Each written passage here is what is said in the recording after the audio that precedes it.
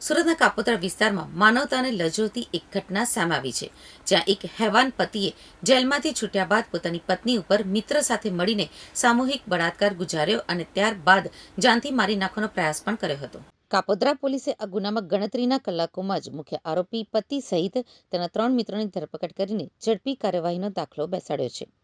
આ ઘટનાની શરૂઆત ફરિયાદી મહિલાના પતિના જેલમાંથી છૂટ્યા બાદ થઈ હતી.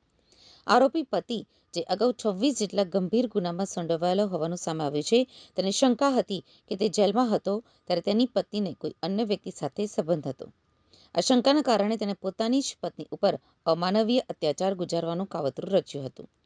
ગુરુવાર 24મી જુલાઈ 2025ના રોજ રાત્રે આશરે 9 વાગ્યે આરોપી પતિએ પોતાની પત્નીને લાકડી અને ઢીક્કા મુક્કા વડે બેફામ માર મારવાનું શરૂ કર્યું હતું. શુક્રવાર 25મી જુલાઈ 2025ના રોજ સવારે આશરે 6 વાગ્યે પતિ અને તેના મિત્ર મહેશે ફરિયાદી મહિલાને તેના ઘર બહારથી જ ઊંચકી લીધી હતી અને તેને દીનદયાળ નગર રૂમ નંબર 40 ઉપર લઈ ગયા હતા. અહીંયા બંને નરાધમે મહિલાની મરજી વિરુદ્ધ વારાફરતી બળાત્કાર ગુજાર્યો હતો.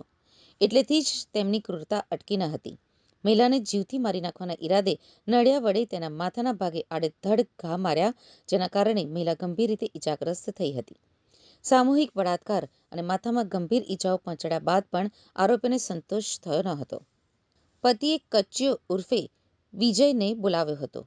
આ ચારેય આરોપીઓ મહિલાને એક રિક્ષામાં બેસાડીને તાપી નદીના કિનારે પાણીની ટાંકી પાસે લઈ ગયા હતા. ત્યાં પણ તેમણે મહિલાને માર મારવાનું ચાલુ રાખ્યું હતું. દોરડાથી મહિલાના હાથ પગ બાંધીને તેને તાપી નદીમાં નાખી દેવાનો પ્રયાસ કર્યો અને મહિલાને મૃતપ્રાય અવસ્થામાં છોડીને આરોપીઓ ત્યાંથી ફરાર થઈ ગયા હતા. ગંભીર રીતે ઈજાગ્રસ્ત થયેલી મહિલાને તાત્કાલિક સારવાર હેઠળ ખસેડવામાં આવી હતી. તે ભાનમાં આવ્યા બાદ તેણે કાપોદ્રા પોલીસ મથકમાં આ સમગ્ર ઘટના અંગે ફરિયાદ નોંધાવી હતી. આ ગુનાની ગંભીરતાને ધ્યાનમાં લઈને સુરત પોલીસે તાત્કાલિક કાર્યવાહી હાથ ધરી હતી.